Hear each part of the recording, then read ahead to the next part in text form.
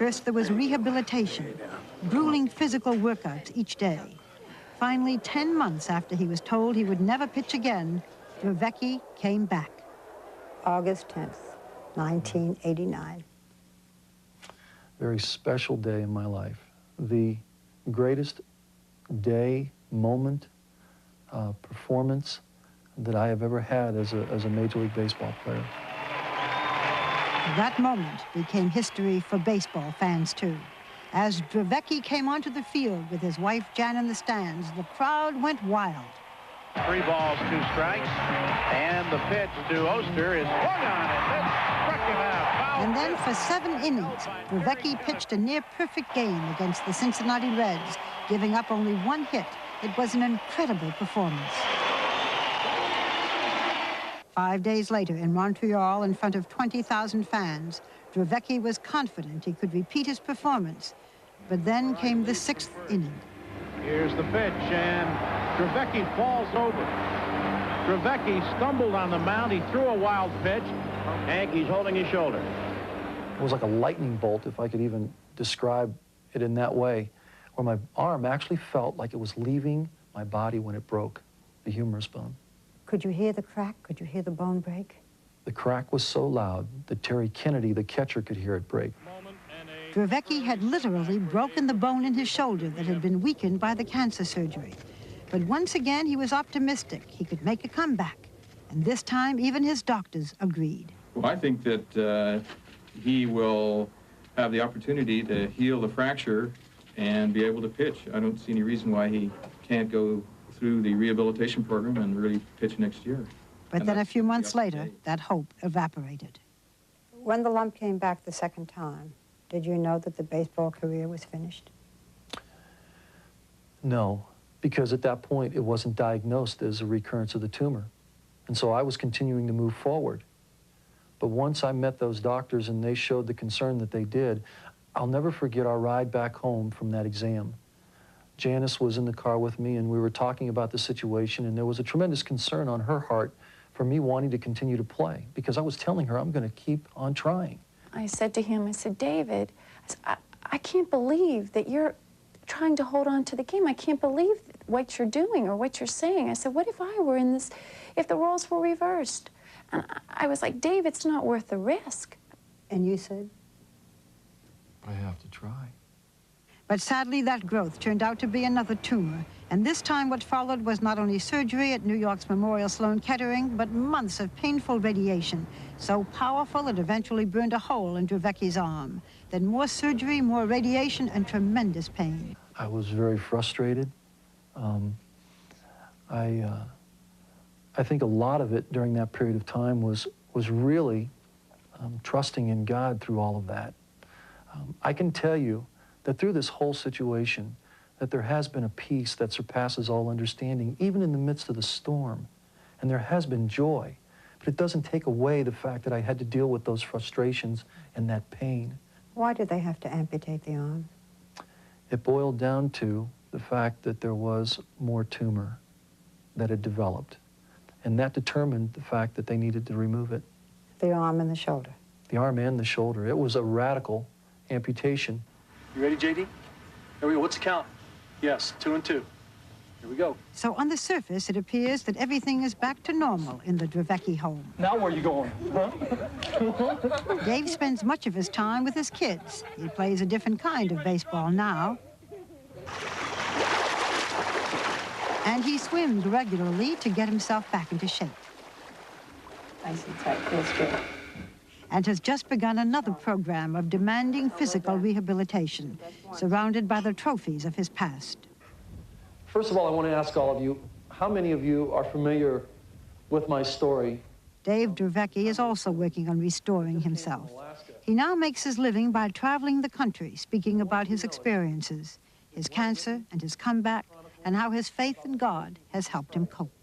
And I want you to know that it's been through him that I've had the strength to be able to endure all of this, because that is really the source of the strength that I have within me to be able to deal with the adversities that have come my way. And so for me, it's not the focus of why me and why has this happened? Why have you taken these things away from me? But what good can come out of that? and how can I help others in the process. Absolutely incredible, a story of great courage, and the message there, I think, is to have a check-up every now and again, especially if something abnormal crops up. And Ken, I can vouch for that, because a lot of us cricketers who are out in the sun, a lot have got skin cancers, and I get about 10 or 12 knocked off every quarter. And wear a hat. Absolutely, all the time, and sleeves down. Yeah, okay. A little later, we'll examine the fortunes of basketballer Magic Johnson, diagnosed as HIV positive, and shortly report on the crisis facing Australian junior sport. You're watching Sports Sunday. We'll have more in a moment. The fragmentation, the gross lack of unity in the coordination of sport in Australia today, the fact that it's also too competitive means that participation is basically inadequate. You know, sometimes you're a little naive about it and you think it could never happen to you. And it has happened, but I'm gonna deal with it and my life will go on.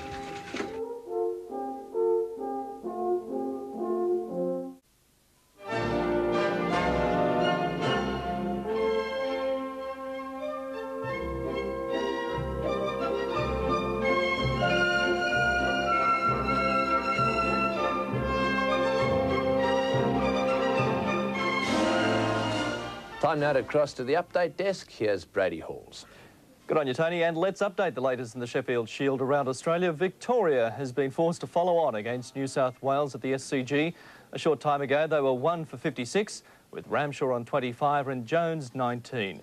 At the Adelaide Oval, Tasmania is 3 for 243, Boone is not out 97, and Cox not out 6. That's in reply to South Australia's first innings of 414. And news in from India, where South Africa has got off to a bad start in its first official international cricket match for 21 years. Indian pace bowler Kapil Dev has had South African opener Andrew Hudson caught behind with only 3 runs on the board in a limited overs match before 90,000 people in Calcutta. And the transition of South Africa back into the international sporting arena is proving to be a difficult one. Take, for example, marathon runner Willie Mtolo, probably South Africa's best runner, but one who is still unlikely to get to the Olympics. There he is. Can you see him now? It's one of South Africa's great runners, out for his daily run in his native Zululand. But no matter how close Willie Mtolo gets, you'll never quite see all the baggage he is carrying, the weight of frustration he bears. I've been training hard to run overseas, so it didn't come true.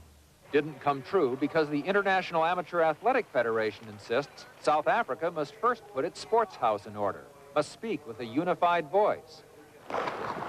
Bickering among rival athletic groups has already scuttled plans to go to the Tokyo World Track and Field Championships, and now casts a shadow over Olympic participation. Oh, yeah. For Willie Mtolo, it's doubly frustrating. Having proved he is one of the best marathon racers in South Africa, his best finishing time is 2 hours, 8 minutes, and 15 seconds. He chafes at not being able to test himself on the international stage. Because I am a black person, he says, I have been a victim of apartheid. Now I find I am a victim of post-apartheid. It's frustrating because, I mean, we keep training for events, and then when it comes, nothing happened. If you take Willie, Willie's achieved the best that he can in South Africa. We need a new dream, we need a new pasture to go and graze on, and we need some dreams for our heroes to go into. But even now, with those dreams on the horizon, it's not easy. Willie has never had a coach, never had any formal training, and only began running out of necessity, to and from school, 12 miles each way, because he had no other way to get to school. Even now, there are hurdles.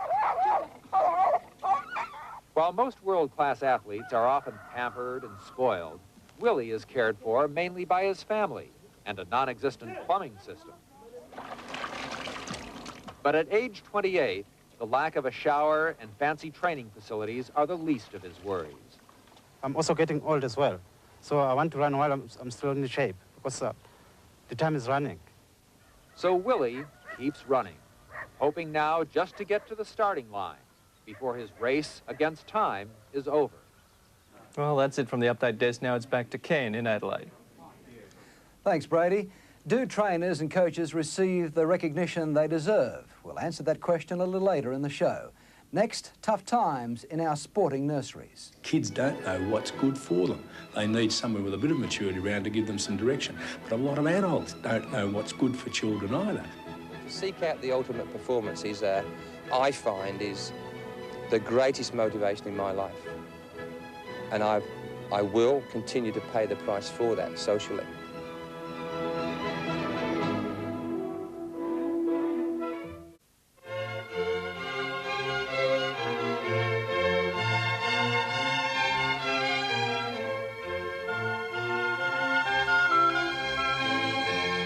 Coming up in the show, a special report on this week's shock announcement that one of America's finest sportsmen has tested HIV positive.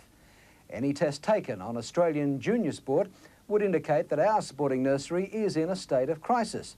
An overemphasis on competition, a school curriculum that places little value on sport, alarming obesity and high dropout levels are just some of the symptoms. Yes, and that's a pretty serious problem. This week, the Minister for Sport, Ros Kelly, called for a Senate inquiry into the problems of sport and physical education in our schools. Is Australia's sporting future in jeopardy? Kerryn Pratt reports.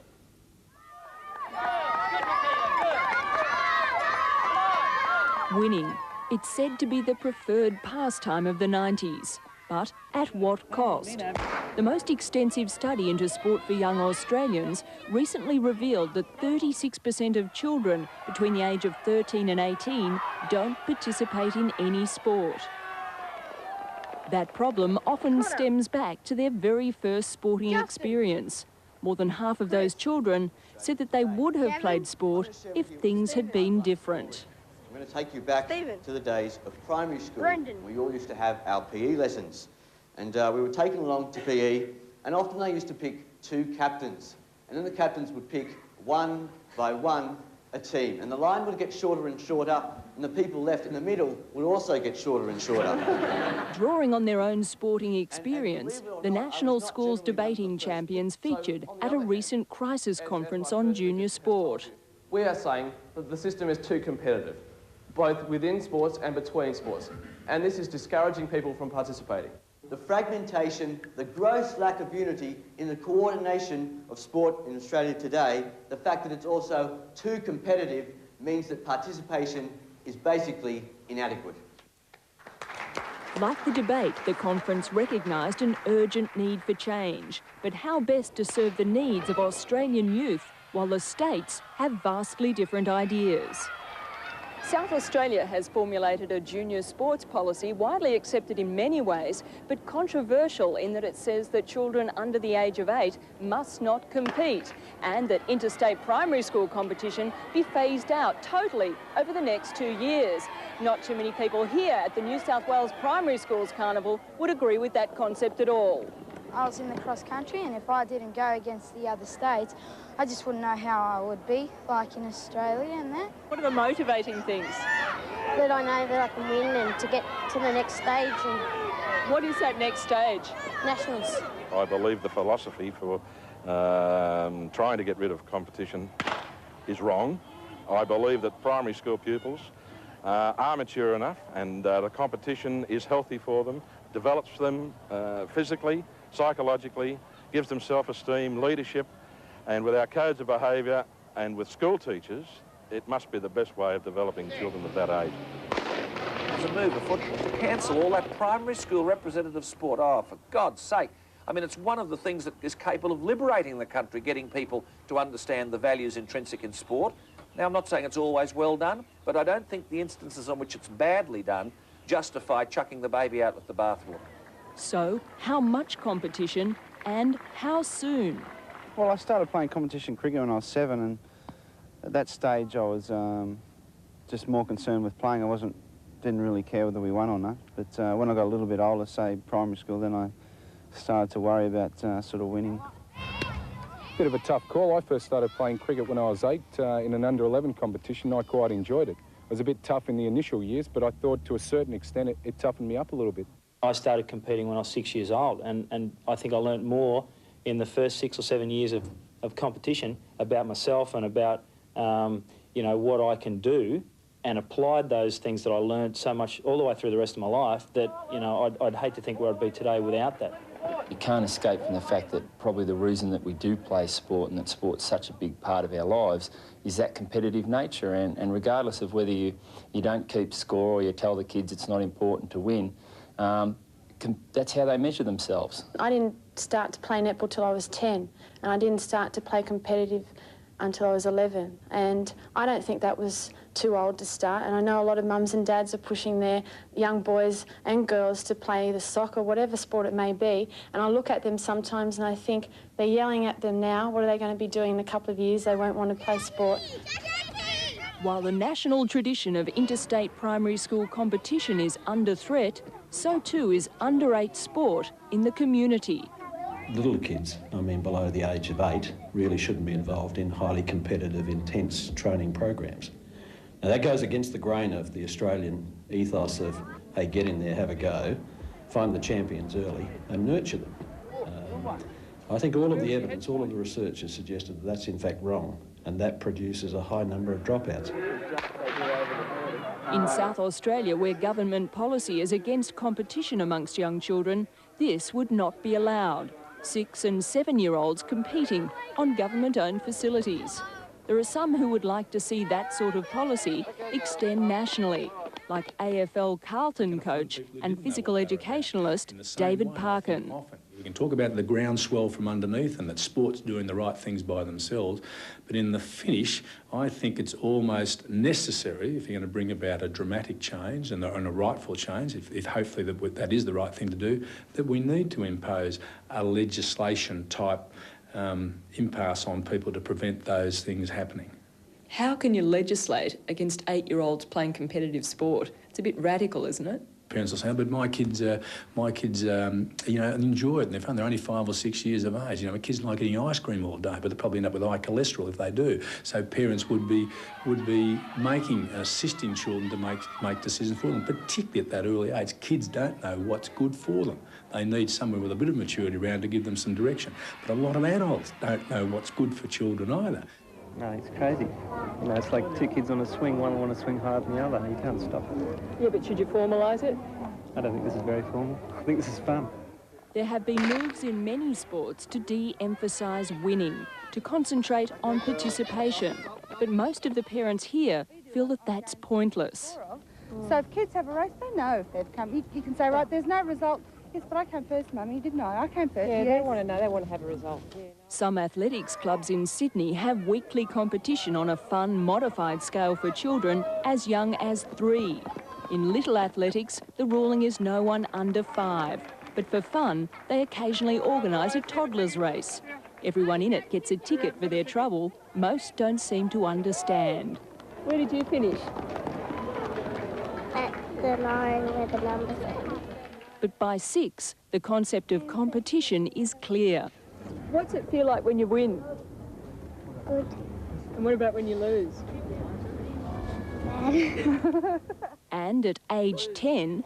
Upset. Yeah. But you see that you tried your best. These children are, in a sense, the lucky ones. They have been exposed to sport. Okay. Let's go on to the next one then, please. But perhaps the biggest problem facing junior sport is the low priority it's given in the school curriculum. I think whilst education departments would say that sport and physical education are part of the school curriculum, we have far too much evidence that suggests that it varies from school to school, from almost nothing to, in some cases, very comprehensive. It's almost that the principal and the teachers themselves can decide how much or how little sport and physical education are provided. Now, that's not a good system. In many schools, physical education is optional and there are no specialist teachers. The education dollar stretched too far. They want to learn sport at this stage and there's nobody there to teach them. And I think it's important to have PE specialists in the primary schools if the level of fitness, especially in our adolescents and also young kids, is very low compared to the world standard. And I think that this is one way of improving it. What do you think it's doing to Australian sport, not having any qualified PE sports teachers? It doesn't get them off to a good start. There's an active campaign to dismantle the role of sport in the educational lives of children. And one of the reasons you talked before about dropout rates is that these kids suffer very, very negative views presented to them in class about sport. These are the foundations of sport, the primary school years. Right now, it's largely dedicated teachers rather than the system giving children a chance at sport. That imbalance, as well as the question of competition, will be some of the issues examined by the imminent Senate inquiry into sport in schools. Competition is a complex question for adults, but it's also simple when you ask the kids. What's important, a personal best or a win? Probably a personal best, because you could look over how you could improve yourself. Yeah. You all agree with that? Yeah. What if you do your PB and you come last? Does that matter? No. Just as long as you enjoyed yourself. Yeah. It's an interesting subject, and it's that image of positive participation that everyone should keep in mind when they convene that inquiry into junior sport. Can Aussie rugby convert the opportunities created by a World Cup victory? We'll pose that question shortly. After the break, the unrewarding role of the athletics coach. Back with more in a moment on Sports Sunday. Corporate sector should not be held responsible for picking up the shortfall of our governing bodies of sport and our government. There's good grassroots stuff there, and there's some very good players, but we're not seeing them. They haven't got the opportunities to be seen, and hopefully they'll be able to bridge that gap.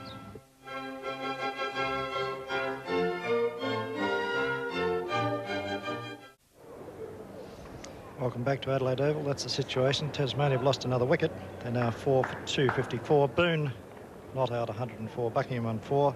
The man to go was Cox, who was LBW to May for 6. In fact, Cox was about as comfortable as a flea in a fry pan before he went back to a ball from May. Went straight on and he lost his wicket. So Tasmania is still very much in the box seat while Boone is there.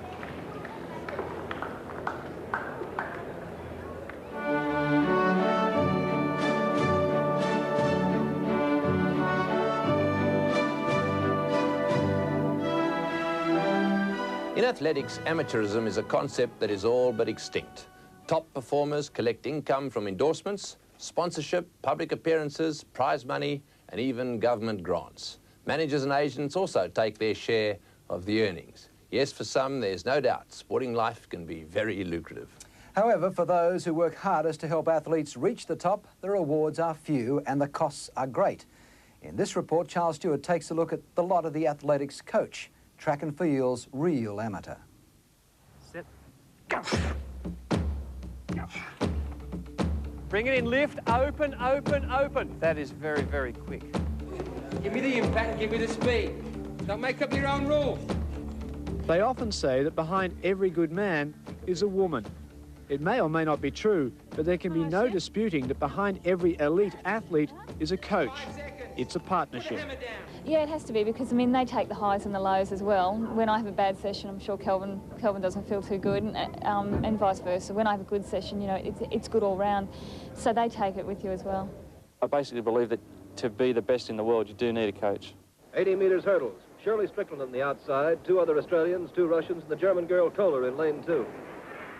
Shirley Strickland was perhaps Australia's greatest track and field athlete, with 7 Olympic medals, 3 of them gold. Superlative hurdling into a headwind, but a new Olympic record, 10.7. Now put this foot as far back down the hurdle as possible. Further back, turn the toe up, now bring it through. Now in her 60s, Shirley is still on the track, doing what she has done for the past 40 years, coaching young people in the sport she loves. I do it because there are still young people around who burn with ambition and are prepared to do the work. And I think I've got a lot of knowledge and experience, and in particular experience as well, which I should say it's second to none. And I think it has suited me to make it available to young people. Shirley Strickland is like most coaches in Australian athletics, unpaid for her labour of love. In fact, like other coaches, it's cost her to coach others. But it has cost me travel time, telephones, buying equipment for your athletes when you have to, you know, get out there and buy bullets, and there's a lot of equipment you have to provide yourself with. So it would be many thousands of dollars over the years, and I've been coaching, you know, really on and off since 1950. 22, burn it, Super K, burn it. Come on, burn it. Go, go, go. There's loads left. There's loads left. Go, go. Don't you dare stop. Come on, come on. Kelvin Giles was once the head coach at the Australian Institute of Sport. He now works with the Brisbane Broncos and maintains his links with athletics by preparing top Australian sprinter Kerry Johnson. The two recently went to Tokyo for the World Championships. But until they left, it was by no means certain that Kelvin could go. As an unpaid coach, he couldn't afford to and was looking at hard options to enable him to properly do the job he'd taken on. Go to my bank, basically, and make a decision to take out a personal loan to give me the funds to go across there. It's the only way you can do it. Well, how much does Kelvin's personal financial plight rub off on you, the athlete? Well, it does make some difference because, you know, I was worried about how he was going to get to Tokyo, and I mean, I didn't want him taking out a loan, so I kept saying, well, you know, if I've got the money, I'll pay for you to get there. I didn't want him taking out a loan. I didn't want him, you know, getting money from anywhere else. In the end, he did get the money to go, but you know, it does make it very hard. I mean, I do think about that because I know that he's not charging me for his time, and I don't want him paying you to go to watch me, sort of. To aid her quest for Olympic and Commonwealth gold, Debbie Flintoff-King's husband, Phil, sacrificed his job so that he could coach his wife. They did it themselves together. They created their own environment. And Phil had to give up jobs and become an assistant swimming instructor and things like that to produce that gold medal. Now, surely somewhere the nation's got to pay the price for it. Unfortunately, coaches are the ones who ultimately pay the price, and money is the least of it. A British study showed that coaches' marriages and relationships were also jeopardised. There is often a demand from the family that you're helping other people's kids, but you're not spending time with your own. And so there's pressure from that angle. I know marriages that have broken up because of the pressures of coaching. Only male